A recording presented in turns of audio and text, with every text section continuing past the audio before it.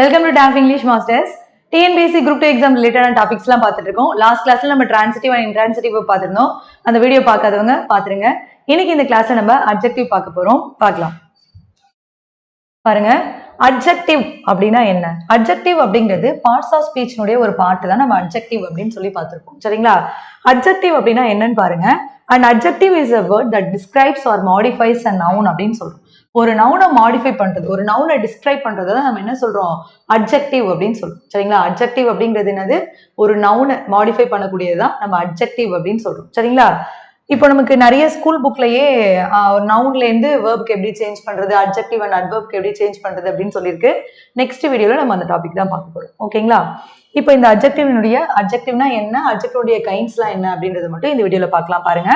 Adjective அப்படின்றது நம்ம என்ன சொல்லிட்டோம்? ஒரு நவுனை மாடிஃபை பண்ணக்கூடியதான், ஒரு நவுனை டிஸ்கிரைப் பண்ணக்கூடியதான் அட்ஜெக்டிவ் அப்படின்னு சொல்லிட்டோம் இல்லையா? ரொம்ப சிம்பிள் தான். அட்ஜெக்டிவ் நம்ம எங்கெங்கெல்லாம் யூஸ் பண்ணுவோம் அப்படின்னு பார்த்தோம்னா, நம்ம சப்ஜெக்ட் வெர்ப் அக்ரிமெண்ட்ல காம்ப்ளிமெண்ட் அப்படின்ற ஒரு டாபிக் இருக்கு இல்லையா? காம்ப்ளிமெண்ட் அப்படின்னு சொல்லி ஒரு பார்ட் இருக்கும் இல்லையா?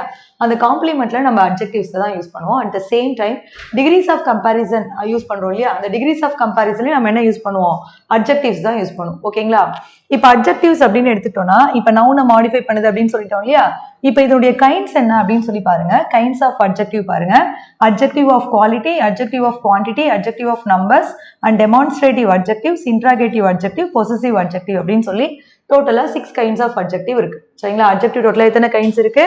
adjectives of quality, adjectives of quantity, adjectives of number, demonstrative adjective, interrogative adjective and possessive adjectives அப்படின்னு சொல்லி டோட்டலா 6 கைண்ட்ஸ் ஆஃப் அட்ஜெக்டிவ்ஸ் இருக்கு. சரிங்களா? இதனுடைய டெஃபினேஷன் நம்ம பார்த்துடலாம். இது நம்முடைய ஸ்கூல் புக் 8th ஸ்டாண்டர்ட் புக்லேயே இந்த அட்ஜெக்டிவ்ஸ்னுடைய கைண்ட்ஸ் இருக்கு. சரிங்களா? 8th ஸ்டாண்டர்ட் புக்ல நிறைய டாபிக்ஸ் நமக்கு கவர் ஆகுற மாதிரி இருக்கும். 8th ஸ்டாண்டர்ட் புக்கை நல்லா பாருங்க. அதில் நிறைய கிராமர் டாபிக்ஸ் வரும். கொஷின் டேக் அதை விட்டோம்னா அதுக்கப்புறம் 11th 12th தான் இருக்கும். சரிங்களா? கொஷின் டேக் இருக்கும், சென்டென்ஸ் பேட்டர்ன் எல்லாமே நமக்கு 8th ஸ்டாண்டர்ட்ல தான் அதிகமான டாபிக்ஸ் கவர் ஆகுது. அதே மாதிரி டிகிரிஸ் ஆஃப் கம்பேரிசன் 8th ஸ்டாண்டர்ட்லயுமே இருக்கு. சரியா? அப்ப பாருங்களேன், அட்ஜெக்டிவ்ஸ்னுடைய குவாலிட்டி அப்படின்னு சொல்றோம் இல்லையா? அட்ஜெக்டிவ்ஸ் ஆஃப் குவாலிட்டி அப்படின்னு சொல்றோம்ல. அட்ஜெக்டிவ்ஸ் ஆஃப் குவாலிட்டி அப்படின்னா என்ன அப்படின்னா, குவாலிட்டி அப்படின்னு சொல்றோம். குவாலிட்டி அப்படின்னா என்னது? நவுனை மாடிஃபை பண்றது, நவுனை டிஸ்கிரைப் பண்ணக்கூடியதான் நம்ம அட்ஜெக்டிவ் அப்படின்னு சொல்லியாச்சு. இல்ல அட்ஜெக்டிவ் ஆஃப் குவாலிட்டி அப்படின்னா என்னன்னா, ஒரு நவுனுடைய குவாலிட்டியை சொல்லக்கூடியது தான் நம்ம அட்ஜெக்டிவ்ஸ் ஆஃப் குவாலிட்டியில சொல்றோம்.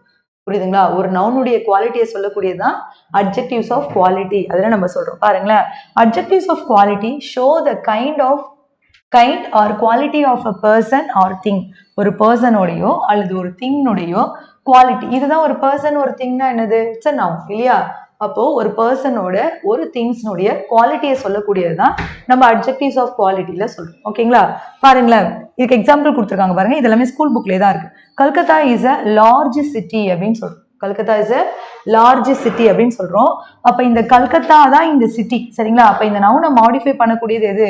இந்த லார்ஜ் அப்படின்னு சொல்லக்கூடிய இந்த வேர்ட் தான். அப்ப லார்ஜ் அப்படிங்கிறது என்னது? It's a quality. அதனுடைய நம்முடைய இந்த கல்கத்தா அப்படின்னு சொல்லக்கூடிய அந்த சிட்டியினுடைய குவாலிட்டியை சொல்றது இந்த லார்ஜ் அப்படின்னு சொல்லக்கூடிய இந்த அட்ஜெக்டிவ். சரிங்களா?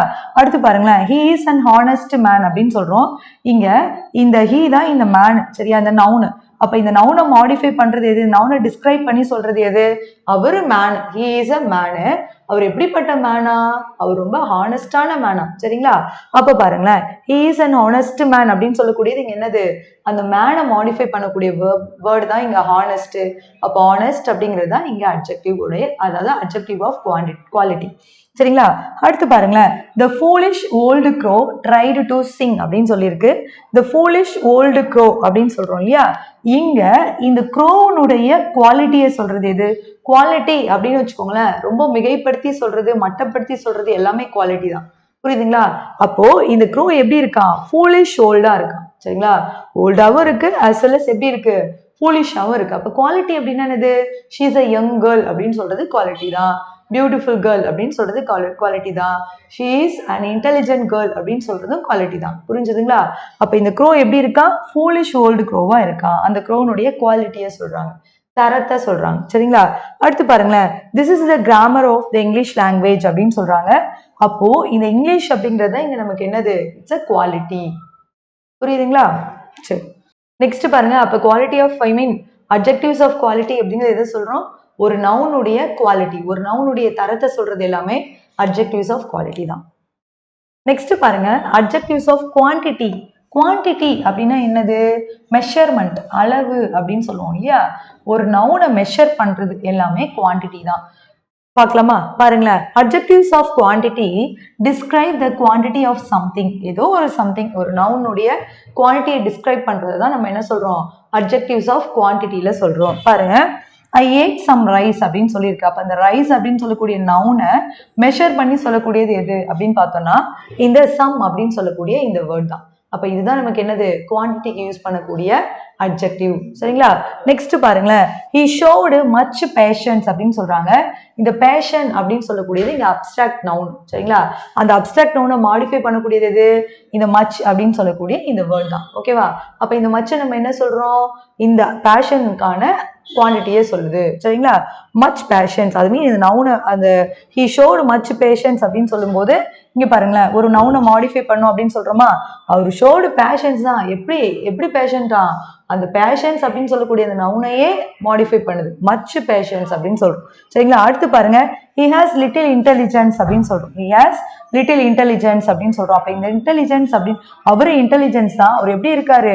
லிட்டில் இன்டெலிஜென்ஸ் அப்படின்னு சொல்றாங்க. அப்போ அந்த இன்டெலிஜென்ஸினுடைய குவாலிட்டியை சொல்லக்கூடியதான் இது, இந்த லிட்டில் அப்படின்னு சொல்லக்கூடியது.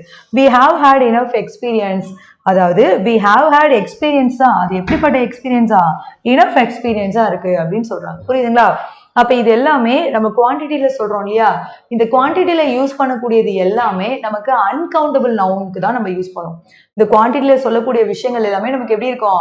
அன்கவுண்டபிள் நவுனா தான் இருக்கும். பாருங்களேன், ரைஸுங்கிறது ஒரு அன்கவுண்டபிள் நவுன், பேஷன்ஸுங்கிறதும் அன்கவுண்டபிள் தான், இன்டெலிஜென்ஸ், எக்ஸசைஸ் இது எல்லாமே நம்மளால கவுண்ட் பண்ணி சொல்ல முடியுமா? முடியாது. இதெல்லாமே அன்கவுண்டபிள் தான். அப்ப குவான்டிட்டியில யூஸ் பண்ணக்கூடியது எல்லாமே நமக்கு எப்படி இருக்கும்? அன்கவுண்டபிள் நவுனுக்கு யூஸ் பண்ணக்கூடியதா தான் இருக்கும். சரிங்களா? ஒன்றும் இல்லை, இதுக்கப்புறம் இதை நான் சொல்லுவேன், ஐ ஏட் சம் ஆப்பிள் அப்படின்னு நான் சொல்றேன்னு வச்சுக்கோங்களேன். அப்ப என்ன பண்ணலாம்? என்னால ஆப்பிளை கவுண்ட் பண்ணி சொல்ல முடியும். அப்ப அதை நான் என்ன சொல்லிடுவேன்? அழகா நம்பர்ஸ்ல சொல்லிடுவேன். புரியுதுங்களா? அப்ப குவான்டிட்டியில சொல்றோம்னா என்னால கவுண்ட் பண்ண முடியாததான் நான் என்ன சொல்வேன்? குவான்டிட்டியில சொல்லுவேன். ஓகேங்களா? நெக்ஸ்ட் பாருங்க, இப்ப இது வரைக்கும் நம்ம என்ன பார்த்திருக்கோம்? குவாலிட்டி, குவான்டிட்டி பார்த்துட்டோம் இல்லையா? நெக்ஸ்ட் என்ன பார்க்க போறோம் அப்படின்னு பார்த்தோம்னா அட்ஜெக்டிவ்ஸ் ஆஃப் நம்பர்ஸ் பார்க்க போறோம். பாருங்க, adjectives numbers, I mean adjectives of numbers அப்படின்னா நம்பர்ஸ்க்கு யூஸ் பண்ணக்கூடிய அட்ஜெக்டிவ்ஸ் தான் என்னென்ன இருக்கு அப்படின்னு சொல்லி பாருங்க. Adjectives of numbers show how many persons or things are meant or in what order a person or thing stands அப்படின்னு சொல்றாங்க.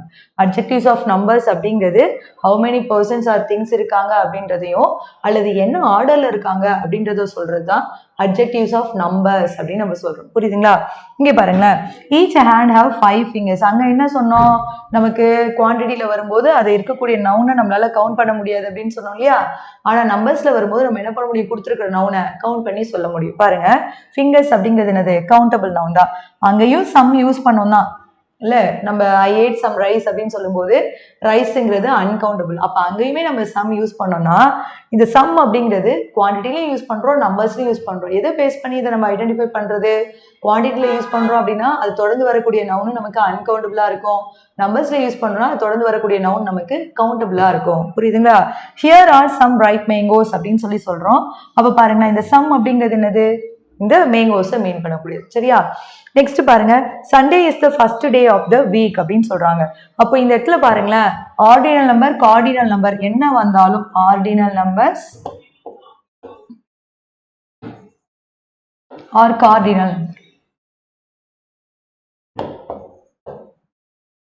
என்ன வந்தாலும் நம்ம இங்க என்ன சொல்றோம் அப்படின்னு பார்த்தோம்னா நம்பர்ஸ்ல சொல்றோம். ஆர்டினல் நம்பர் அப்படின்னா என்னது? இப்ப நம்ம சொல்றோம் இல்லையா, first floor, second floor, third floor அப்படின்னு சொல்றோம் இல்லையா? இதெல்லாம் நம்ம ஆர்டினல் நம்பர்ஸ்ல சொல்லுவோம். கார்டினல் நம்பர் அப்படின்னா என்னது? 1 2 3 4 5 6 அப்படின்னு சொல்றோம் இல்லையா?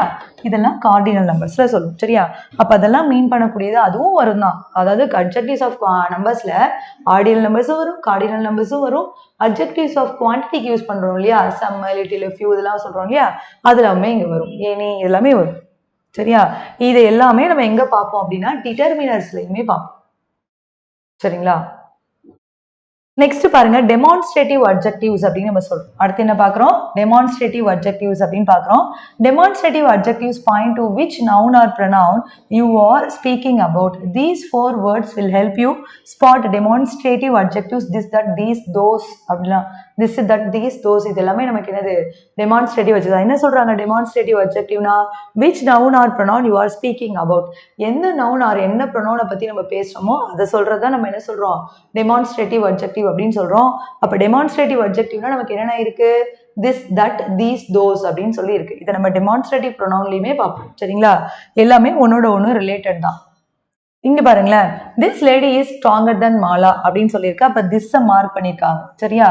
நெக்ஸ்ட் பாருங்க, தட் பாய் இஸ் இண்டஸ்ட்ரியஸ் அப்படின்னு இருக்கு. தட்டை மார்க் பண்ணிருக்காங்க. தீஸ் புக்ஸ் ஆர் குட் அப்படின்னு சொல்லியிருக்கு. அப்ப தீஸை மார்க் பண்ணிருக்காங்க.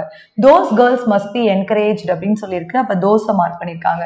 இப்போ இந்த வேர்ட் எல்லாம் நம்ம சொல்லியாச்சு. டெமான்ஸ்ட்ரேட்டிவ் அட்ஜெக்டிவ்னா என்னன்னு சொல்லியாச்சு. திஸ் தட் திஸ் தோஸ் இதெல்லாம் வர்றதை நம்ம டெமான்ஸ்ட்ரேட்டிவ் அட்ஜெக்டிவ் அப்படின்னு சொல்லியாச்சு. இப்போ இந்த சென்டென்ஸும் நமக்கு எக்ஸாம்ல கொடுத்துருக்காங்க. இன் கேஸ் இந்த வேர்டு இப்ப பாருங்களேன், இந்த சென்டென்ஸ் எடுத்துக்கலாமா? எல்லா சென்டென்ஸுமே நமக்கு குவாலிட்டியில தான் வருது. சரிங்களா? இப்ப இந்த சென்டென்ஸ் பாருங்களேன், தட் பாய்ஸ் இந்த சென்டென்ஸுமே ஓகே தான். This lady is stronger than Mala அப்படின்னு சொல்றதுல இந்த ஸ்ட்ராங்கர் அப்படிங்கறத மார்க் பண்ணிருக்காங்க அப்படின்னு வச்சுக்கோங்களேன். இந்த ஸ்ட்ராங்கர் அப்படிங்கிறது என்னது? இட்ஸ் அன் அட்ஜெக்டிவ் தான். புரியுதா? டிகிரிஸ் ஆஃப் கம்பேரிசன்ல யூஸ் பண்ணுவோம் இல்லையா? இதுவும் ஒரு அட்ஜெக்டிவ் தான். அப்ப ஸ்ட்ராங்கர் அப்படிங்கிறது எதை மீன் பண்ணுது? இந்த lady this lady is stronger than Mala. அப்ப இந்த திஸ் லேடி அவங்களுடைய குவாலிட்டியை சொல்றக்கூடியதான் இந்த ஸ்ட்ராங்கர் அப்படின்னு சொல்லக்கூடியது. அப்ப நம்ம கண்ணை மூடிட்டு என்ன பண்ணிடக்கூடாதுன்னா திஸ் தட் தீஸ் தோஸ் வந்தாலே டெமான்ஸ்ட்ரேட்டிவ் தான் அப்படின்னு சொல்லி போட்டுக்கூடாது. எந்த வேர்ட்ல அண்டர்லைன் பண்ணிருக்காங்க அப்படின்றத பார்க்கணும். ஓகேங்களா? அப்ப இதுவே இந்த சென்டென்ஸ்ல பாருங்களேன், திஸ் அண்டர்லைன் பண்ணாம இது பாருங்க, இண்டஸ்ட்ரியஸ் அப்படிங்கறத அண்டர்லைன் பண்ணிருக்காங்கன்னு வச்சுக்கோங்களேன். அப்ப என்னது? திஸ் பாய் இஸ் இண்டஸ்ட்ரியஸ் அப்படின்னு சொல்லும்போது அவங்களுடைய குவாலிட்டியை மீன் பண்ணி சொல்லுது. சரிங்களா? இண்டஸ்ட்ரியஸ் அப்படிங்கிறது அவங்களுடைய குவாலிட்டியை மீன் பண்ணி சொல்லக்கூடியதா இருக்குது. சரிங்களா? அப்ப இதெல்லாமே நம்ம என்ன சொல்லுவோம்? டெமான்ஸ்ட்ரேட்டிவ் அட்ஜெக்டிவ்ல வராது. இதெல்லாம் அட்ஜெக்டிவ்ஸ் ஆஃப் குவாலிட்டியில வரும். சரிங்களா? அப்ப திஸ் தட் தீஸ் தோஸ் மட்டுமே ஒரு சென்டென்ஸ்ல வந்திருந்தாலே டெமான்ஸ்ட்ரேட்டிவ் அட்ஜெக்டிவ் அப்படின்னா கிடையாது.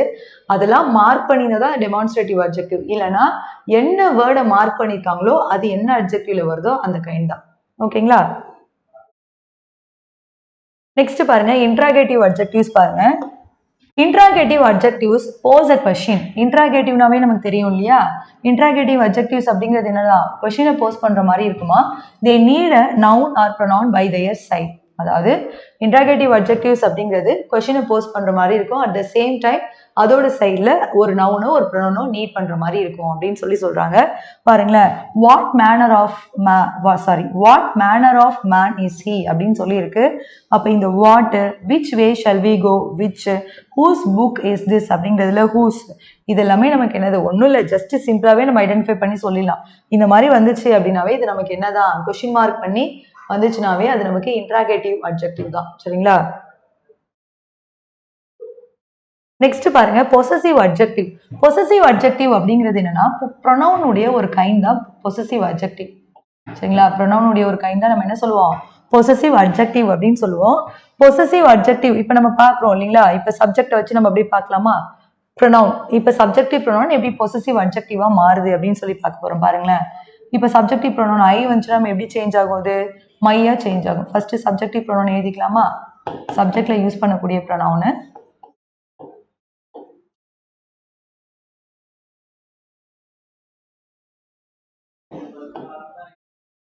சப்ஜெக்ட்ல யூஸ் பண்ணக்கூடிய சப்ஜெக்டிவ் ப்ரொனவுன்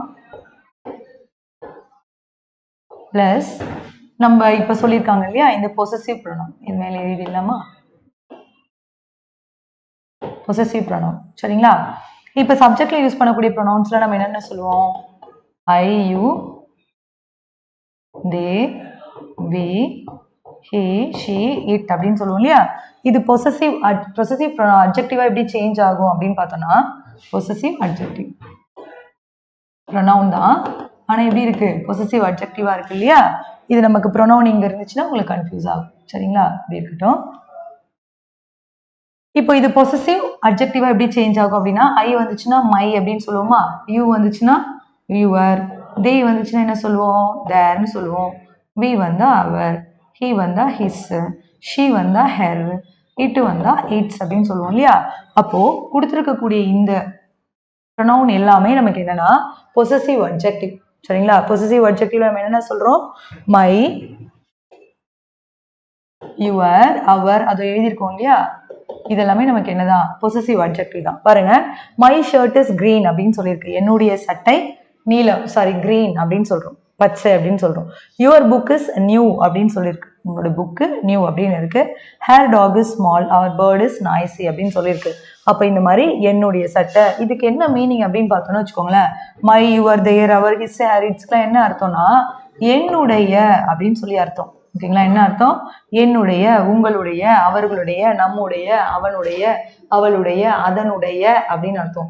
அதனுடைய ஏன்னு சொல்லும்போது நமக்கு அதோட என்ன ஆகணும்? கண்டிப்பா ஒரு நவுன் ஆட் ஆகணும். அப்படி நவுன் ஆட் ஆகலைன்னா அது நமக்கு மீனிங்ஃபுல்லாவே இருக்காது. சரிங்களா? இது ரெண்டுத்துமே நம்ம பிரிச்சிடக்கூடாது. மைய தனியா ஷர்ட் தனியா பிரிக்கக்கூடாது. அது ரெண்டுமே சேர்ந்தது தான். சரியா? அப்போ மை ஷர்ட் இஸ் கிரீன் அப்படின்னு சொல்லக்கூடியதுல மை ஷர்ட் அப்படிங்கிறது என்னதுங்க? நமக்கு பொசசிவ் அட்ஜெக்டிவ். சரிங்களா? அட் த சேம் பாருங்க, your book, her dog, our bird, இதெல்லாமே நமக்கு பொசசிவ் அட்ஜெக்டிவ் தான். சரிங்களா? இந்த பொசசிவ் அட்ஜெக்டிவ்னுடைய ஸ்கூல் புக்ல இருக்கக்கூடிய சில எக்ஸசைஸ் நம்ம கொடுத்துருக்கோம் பாருங்க. whose hand writing is this, whose handwriting is this அப்படின்னு சொல்லி இருக்கு. அப்ப இதுல பாருங்களேன், நமக்கு என்ன கைண்ட் ஆஃப் அட்ஜெக்டிவ் அப்படின்னு சொல்லி கொடுத்துருக்காங்க. whose handwriting is this அப்படின்னு சொல்லும்போது இது நமக்கு என்னது? கொஸ்டின் மார்க் வரதுனால கூட நம்ம என்ன பண்ணலாம்? ஈஸி ஐடென்டிஃபை பண்ணி இன்ட்ராகேட்டிவ்னு போட்டுடலாம். திஸ் அப்படின்னு சொல்றதுனால இது நம்ம என்னது? டெமான்ஸ்ட்ரேட்டிவ். மை மதர், அப்ப மை மதர் அப்படிங்கிறது இங்க நமக்கு என்னது? Possessive adjective. அடுத்து பாருங்களேன், ஐ காட் ஃபர்ஸ்ட், அப்ப ஆர்டினல் நம்பர்ஸ்லாம் வந்து நம்ம என்ன சொல்லுவோம்? அது அட்ஜெக்டிவ்ஸ் ஆஃப் நம்பர்ஸ் அப்படின்னு சொல்லுவோமா? there is a little milk in the jug, அப்ப பாருங்களேன், மில்க் லிட்டிலா, அப்ப இது என்னது? குவான்டிட்டி. சரிங்களா? he is a wealthy person அப்படிங்கிறது உங்களுடைய குவாலிட்டியை சொல்லுது. புரியுதுங்களா? இல்லை எல்லா கைண்ட்ஸ் ஆஃப் அட்ஜெக்டிவ்ஸ்மே நம்ம பார்த்துட்டோம். ஓகே, இந்த டாப்பிக்கில் நம்ம அட்ஜெக்டிவ்ஸ் பார்த்துருக்கோம், அட்ஜெக்டிவ்ஸுடைய கைண்ட்ஸ் பார்த்துருக்கோம். நெக்ஸ்ட் டாப்பிக்கில் நம்ம அட்ஜெக்டிவ்ஸை எங்கெங்கெல்லாம் யூஸ் பண்ணுவோம் அப்படின்னு சொல்லி பார்ப்போம். அட் த சேம் டைம் ப்ரொனவுனுடைய நிறைய கைண்ட்ஸ் இருக்குது, ப்ரொனவுனுடைய கைண்ட்ஸ் எல்லாமும் நம்ம பார்க்கலாம். அடுத்தடுத்த வீடியோஸில் குட்டி குட்டி டாபிக்ஸாகவே உங்களுக்கு எல்லாமே போஸ்ட் பண்ணுறோம். வீடியோஸை கண்டினியூஸாக பாருங்கள். நம்ம சேனலில் போடுற எல்லா வீடியோஸும் பார்க்கணும்னு நினச்சிங்கன்னா நம்மளுடைய இங்கிலீஷ் மாஸ்டர்ஸ் சேனலை சப்ஸ்கிரைப் பண்ணிக்கோங்க. தேங்க்யூ.